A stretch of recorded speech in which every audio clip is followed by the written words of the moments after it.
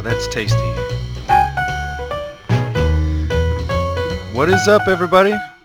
I'm back. The Mad Hooter's back.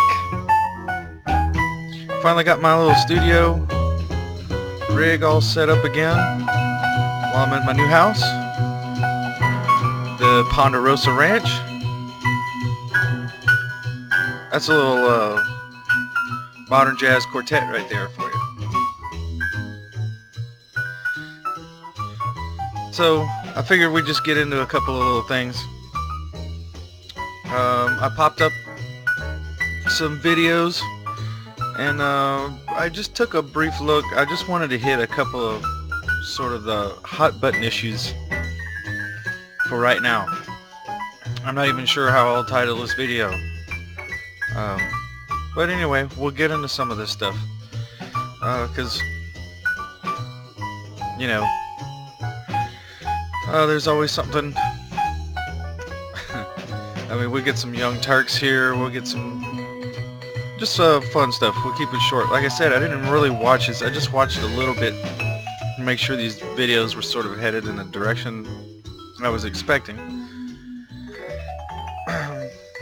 And let's see if we can pick it apart real time, some of these arguments. So, let's see if we can get after it.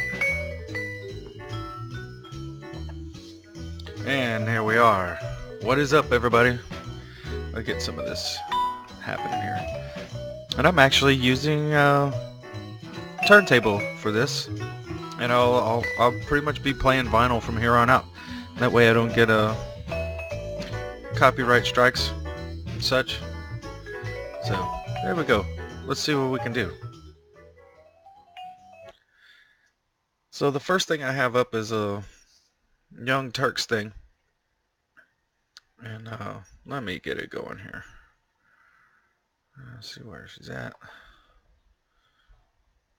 And there we go. So, apparently Cortez was on the Daily Show, got interviewed. I'm going to preface this by just saying that I don't think this woman is stupid. I think she understands the game she's playing. I just don't think she's very good at it yet. But it seems to be that she's going to learn, and she's going to figure out some of these. I think she understands the political jive talk. She just doesn't understand how to express her points, especially when people try to corner her on this democratic socialism stuff. So here we go. Let's see what's up.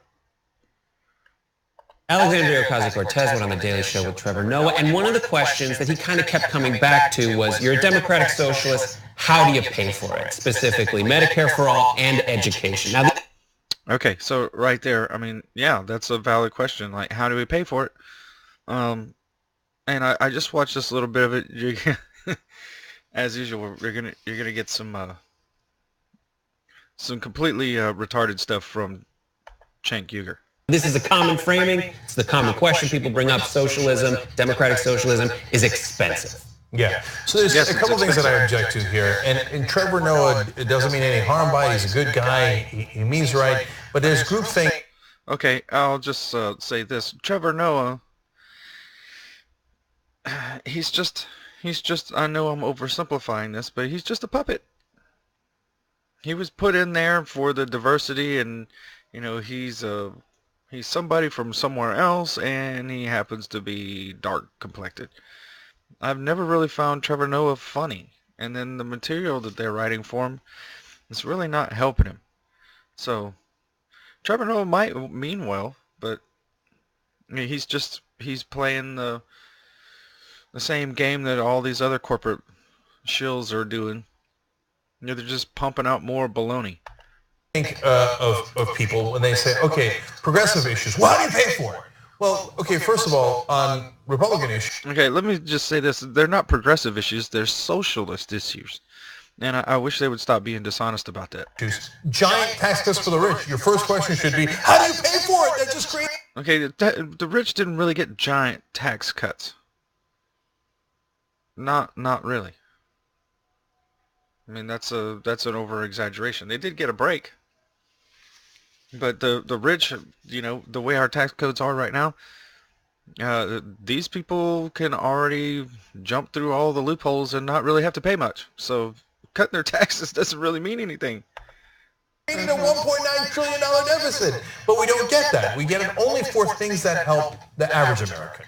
So, and then the reality is, Medicare for all.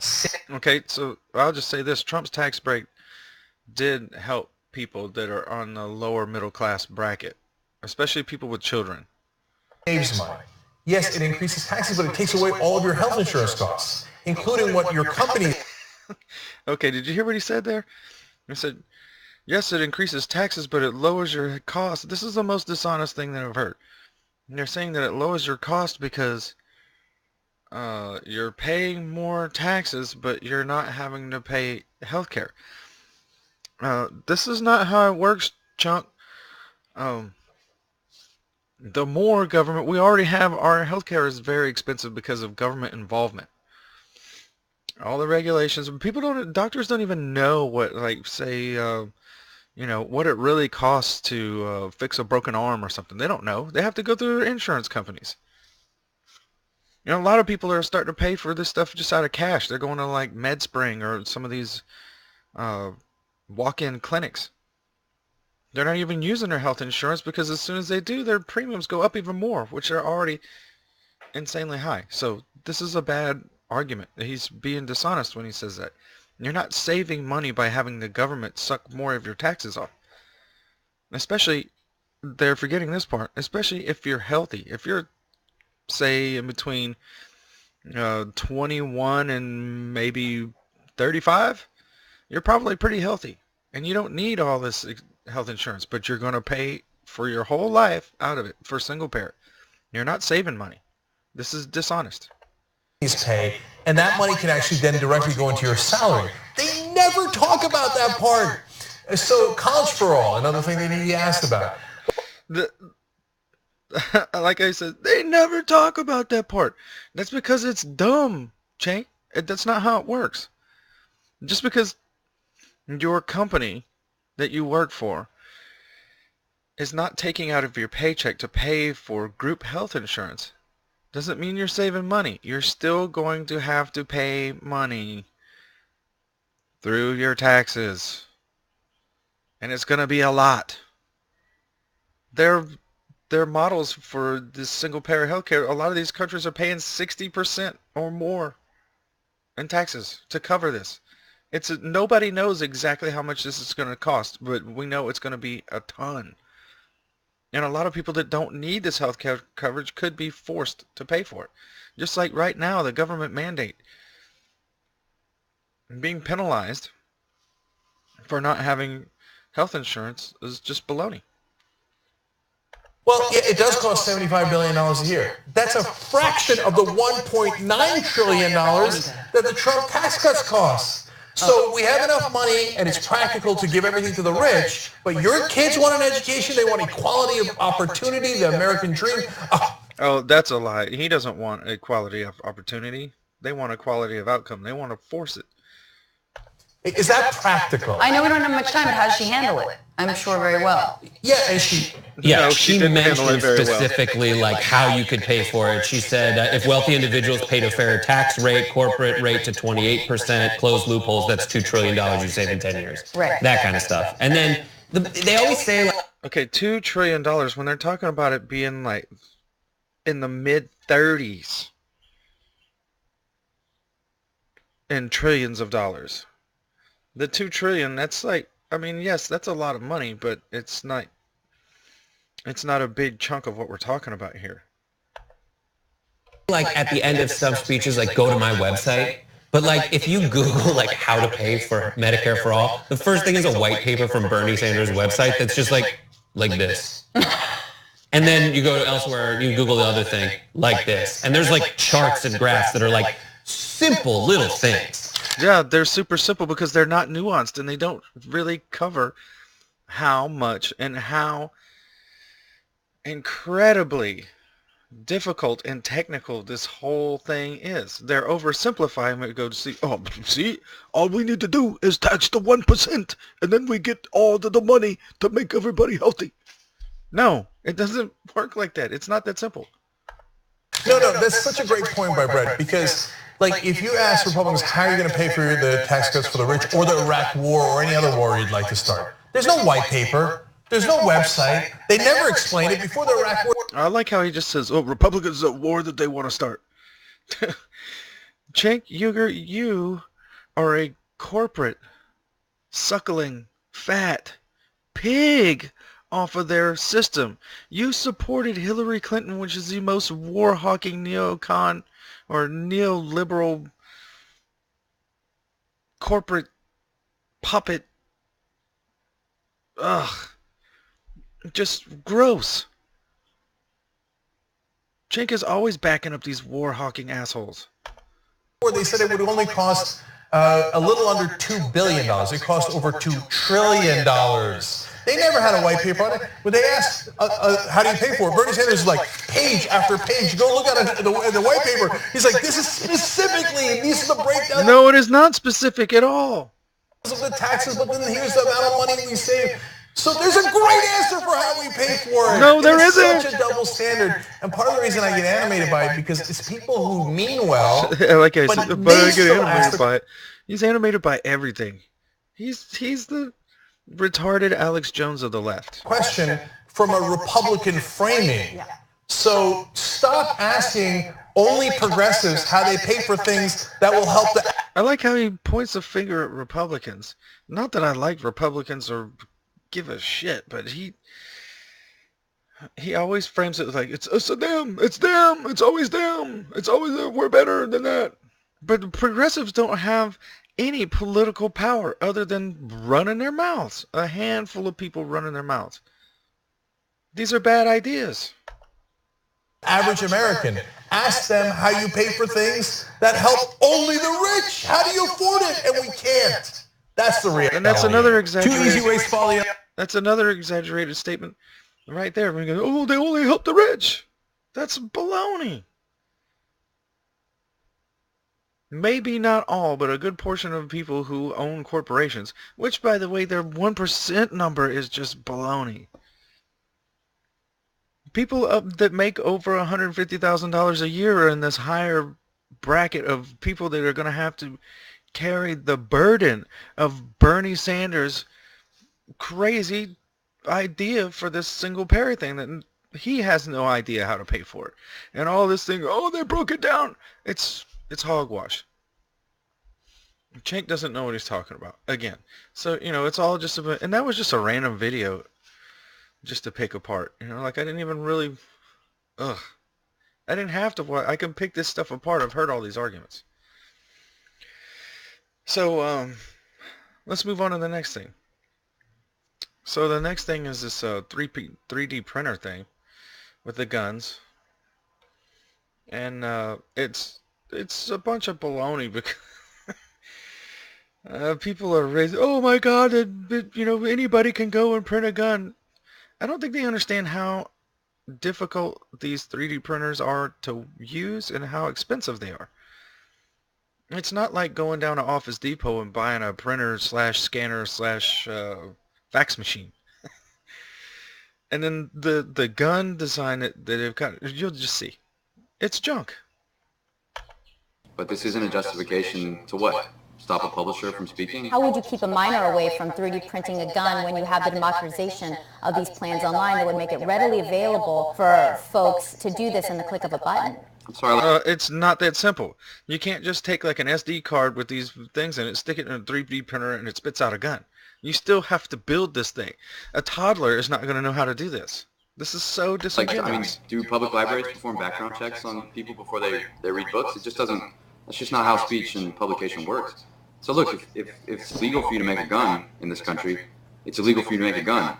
All right? I mean, you're violating the law. But that doesn't mean that possibility prevents people from being able to legally share and freely access this information. It just doesn't work that way. Yeah, so it's just like people are like saying, oh, you're going to be able to download an AR-15. No, look at this piece of crap.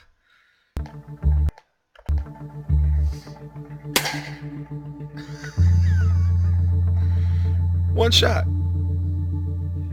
Really? This thing is junk.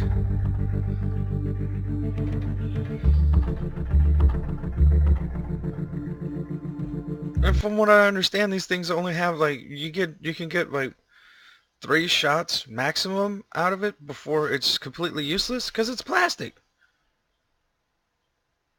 It's garbage. This whole 3D printer gun thing is dumb. And people actually go out there and believe like, oh, this 3D printer is going to spit out an AR-15. You can't even make metal parts out of it.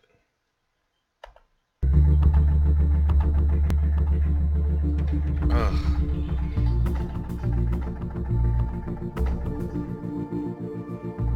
So let's see. Let's move ahead here. Get Available online. So what do you expect to happen? I expect they won't win. We've already published the files, so I don't know how they could get me to stop publishing the files. President Trump tweeted that he's looking. Okay, that's a good point. Once something's the internet never forgets. Once it hits the internet, it's on there. Somebody's got it. It's out. Cat's out of the bag. Looking into 3D plastic guns. He said this doesn't seem to make sense. What's your response to the president? I don't sell 3D guns, so the president will understand that in time. Are you worried that the government will reverse its decision? Oh, like I told you, I already uploaded the plans. I mean, it's the ship is sailed. It's public domain information now. It's whatever analogy. Cat's out of the bag. Ship is sailed. The 25-year-old man who went on a shooting spree in Santa Monica with a homemade AR-15. It's not the same thing. He didn't go out and have like a bucket of raw material and just come out of the shed with an AR-15. It's a play on words. You have to buy these parts, receivers, barrels, trigger mechanisms, stocks, all that stuff. And then you just basically assemble it like a Lego toy, and then you have an AR-15. He didn't just get out a lathe and make an AR-15. Killing 5 people. Are you worried that the implications of democratizing this type of information would lead to similar types of deaths? I guess the question then is like connected to the word you use, democracy. Is democracy dangerous or not? Right? Can the people be trusted or not? You're provocateur. You like to push the... I hate it when they say democracy. Democracy is just our voting system. We live in a constitutional republic. The limits. Do you think felons, minors, mentally ill folks who are able to click and download and print, do you think they can be trusted? It's not, like I said, it's not that simple.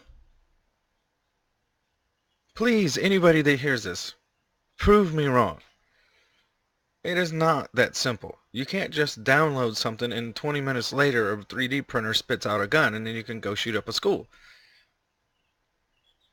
It's just, they're so dishonest about it. And this is just an example of how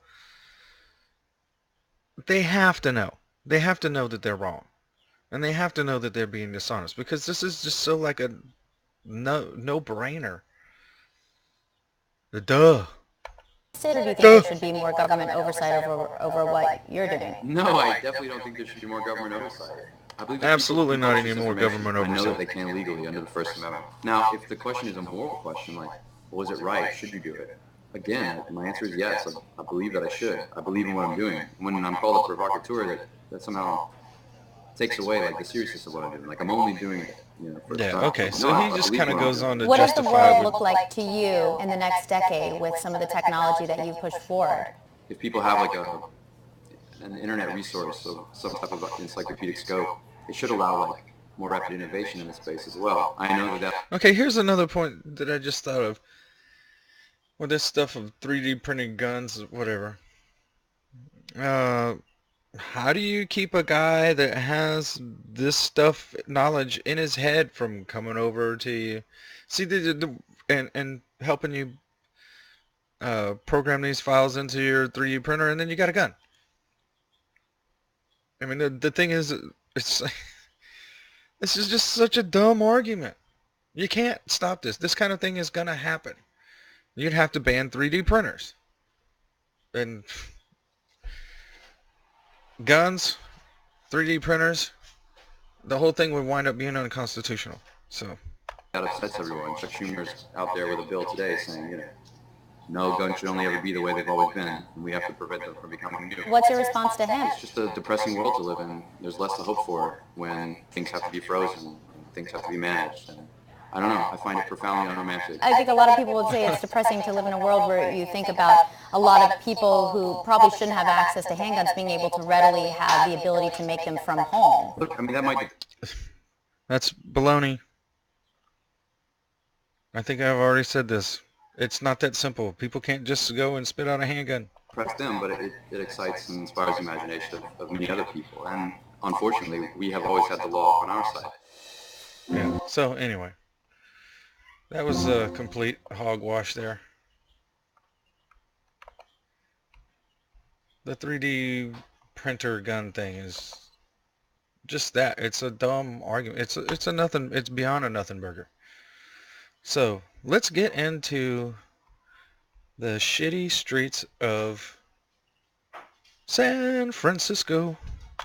Oversees those daily cleanups for the San Francisco Department of Look at Public this. Works. He's been cleaning these streets for 17 years. We see people with mental health issues, with drug addiction problems, He says he's seen it all. from mouse droppings to unsanitary conditions, some people that are hoarding. Unsanitary conditions is putting it lightly. I mean, there's literally turds all over the streets, and they're having to hire more cleanup crews to get rid of it. Kids are stepping over drug needles and crap on their way to school in San Francisco. And by the way, this is not the only place that it's happening. It's just everybody seems to be looking more at this. I guess the situation's worse in San Francisco. So my thing is like, who's to blame for this? And why are we letting it happen? In San Francisco, where plenty of well-to-do people live, why aren't we taking care of this homeless situation? The sanctuary city thing's got something to do with it, I guarantee you. You know, illegal activities that take place in some of these encampments, whether it's... Yeah, human trafficking, prostitution, drugs, which, you know, we could legalize drugs and that would stop some of that. But yeah. illegal sex trade, drug selling. Police keep a watchful eye over the situation because workers say they never know what they're going to find. We came across some weapons, some knives, guns, samurai swords. Oh my God, well wait a minute. Doesn't San Francisco and California in particular have pretty strict gun laws? How's that happening? And by the way, I don't know if people understand the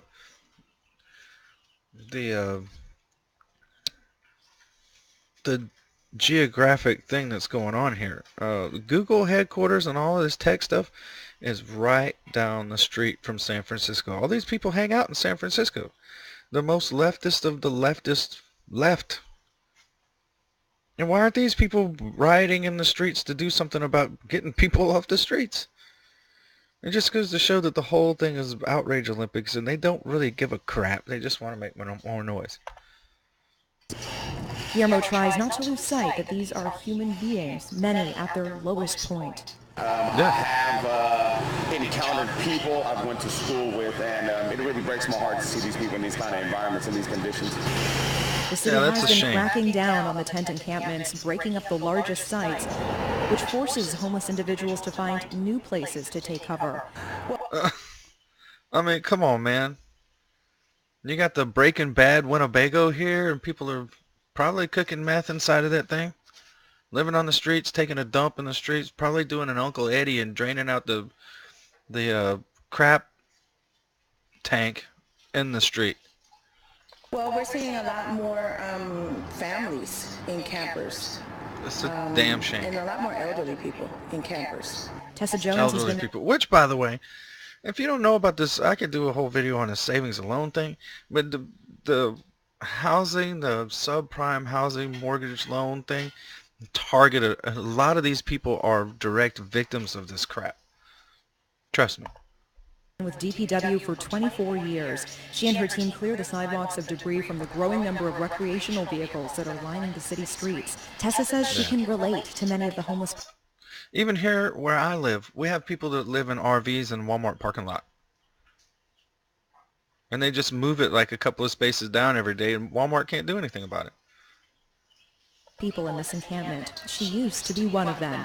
I was not able to make it on my own, and my daughter and I and my dog, we slept in my car. Her time in the streets was short-lived, just 2 months, but it was long enough to help her understand what many are going through. I feel for them. You know, a lot of times I understand, you know, how they became homeless because, you know, I was homeless. When others' trash becomes someone else's most prized possession, Tessa has to step in. I think we get the point here. So I could sit there and ram this stuff into your face for another 10 minutes, but I think you're getting the point. When are we actually going to become concerned over these things and make sure that something happens? Instead of all the Trump hysteria, you know, people are losing sight of what's actually going on. People are suffering in our country that shouldn't be. You want socialized programs? You can't open the borders because you're bringing in health problems, you're bringing in crime problems. Yes, there are some good people that are coming through there, and we want them here, and we want them to become American citizens. But we need to make sure that we're taking care of people that are here. So, that's all I got for today. So, I hope you enjoyed that. I hope you got some information there. And I'll see you pretty soon. Now that I've got my studio set up, we'll get some more videos happening. Talk some trash. We'll have some fun on a few of these. I've got some live broadcasts with some friends that I'm going to start doing. You're going to dig it. So, until next time, I am the Mad Hooter. Defend the faith.